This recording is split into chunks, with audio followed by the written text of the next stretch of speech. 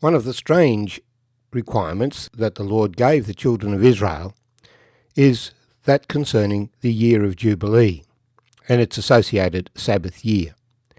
This is strange to us because it was not followed much at all by the Jewish people themselves and has not been adopted in Western society either.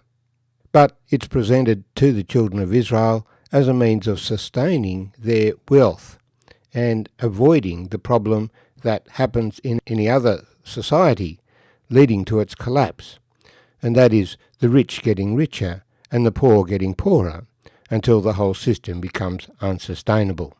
We read about this in Leviticus 25. And the Lord spoke to Moses on Mount Sinai, saying, Speak to the children of Israel and say to them, When you come into the land which I give you, then the land shall keep a Sabbath to the Lord. 6 years you shall sow your field, and 6 years you shall prune your vineyard, and gather its fruit. But in the 7th year there shall be a Sabbath of solemn rest for the land, a Sabbath to the Lord. You shall neither sow your field, nor prune your vineyard. What grows of its own accord of your harvest, you shall not reap, nor gather the grapes of your untended vine. For it is a year of rest for the land. And the Sabbath produce of the land shall be food for you, your male and your female servants, your hired man and the stranger who dwells among you. For your livestock and the beasts that are in your land, all its produce shall be for food. And you shall count 7 Sabbaths of years for yourself, 7 times 7, and the time of the 7 Sabbaths of years shall be to you 49 years. Then you shall cause the trumpet of the Jubilee to sound on the 10th day of the 7th month. On the day of atonement you shall make the trumpet to sound throughout all your land.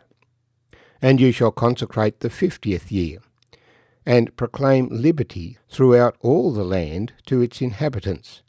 It shall be a jubilee for you, and each of you shall return to his possession, and each of you shall return to his family. The 50th year shall be a jubilee to you. In it you shall neither sow, nor reap what grows of its own accord, nor gather the grapes of your untended vine. For it is the Jubilee. It shall be holy to you. You shall eat its produce from the field. In the year of Jubilee, each of you shall return to his possession. And if you sell anything to your neighbour, or buy from your neighbour's hand, you shall not oppress one another. According to the number of years after the Jubilee, you shall buy from your neighbour, and according to the number of years of crops he shall sell to you. According to the multitude of years you shall increase its price, and according to the fewer number of years you shall diminish its price. For he sells to you according to the number of the years of the crops. Therefore you shall not oppress one another, but you shall fear your God, for I am the Lord your God. So you shall observe my statutes and keep my judgments, and perform them, and you will dwell in the land in safety. Then the land will yield its fruit, and you shall eat your fill, and dwell there in safety. And if you say, What shall we eat in the 7th year, since we shall not sow, nor gather in our produce? Then I will command my blessing on you in the 6th year, and it shall bring forth produce enough for 3 years. And you shall sow in the 8th year, and eat old produce until the 9th year. Until its produce comes in, you shall eat of the old harvest. The land shall not be sold permanently, for the land is mine, for you are strangers and sojourners with me. And in all the land of your possession you shall grant redemption of the land. If one of your brethren becomes poor, and has sold some of his possession, and if his redeeming relative comes to redeem it, then he may redeem what his brother sold. Or if a man has no one to redeem it, but he himself becomes able to redeem it, then let him count the years since its sale, and restore the remainder to the man to whom he sold it, that he may return to his possession. But if he is not able to have it restored to himself, then what was sold shall remain in the hand of him who bought it until the year of Jubilee, and in the Jubilee it shall be released, and he shall return to his possession. If a man sells a house in a walled city, then he may redeem it within a whole year after it is sold. Within a full year he may redeem it, but if it is not redeemed within the space of a full year, then the house in the walled city shall belong permanently to him who bought it throughout his generations. It shall not be released in the Jubilee. However, the houses of villages which have no wall around them shall be counted as the fields of the country. They may be redeemed, and they shall be released in the Jubilee. Nevertheless, the cities of the Levites and the houses of the cities of their possession, the Levites may redeem at any time. My name's Arthur, and I thank you for joining me as we share these verses together. So, God is concerned to make a sustainable society. And so the key part of this was to say, well, the land belongs to me, and I have given it into your hand to use in blocks of 50 years or 49 years, since the 50th year is the first year of the next block of 49. As it is in weeks, the 50th day is the first day of the next set of 49, or the next set of 50, since the Jewish people count inclusively.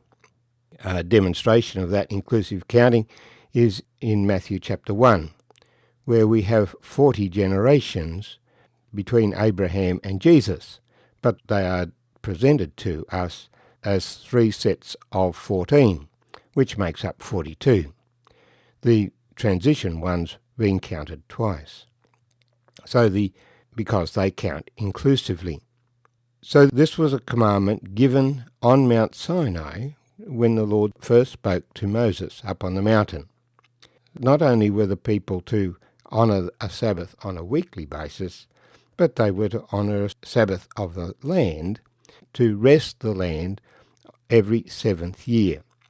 In that year they would not tend the fields and the trees and not seek to harvest them. And what were they to eat in that year? Well, they were to trust that the Lord would provide for them sufficient in the preceding year that they would survive. It would be difficult for them, but it would develop their trust in God if they actually did this. And if they did this, then the Lord would bless them.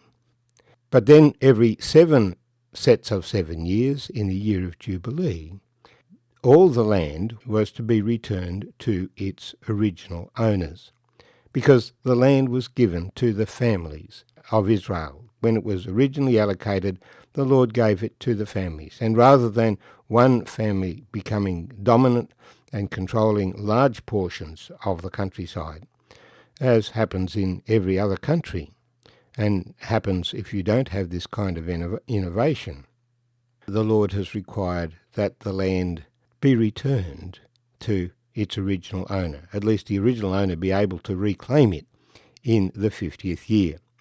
And if land is sold, then it is sold on the basis of the productivity until the next year of Jubilee.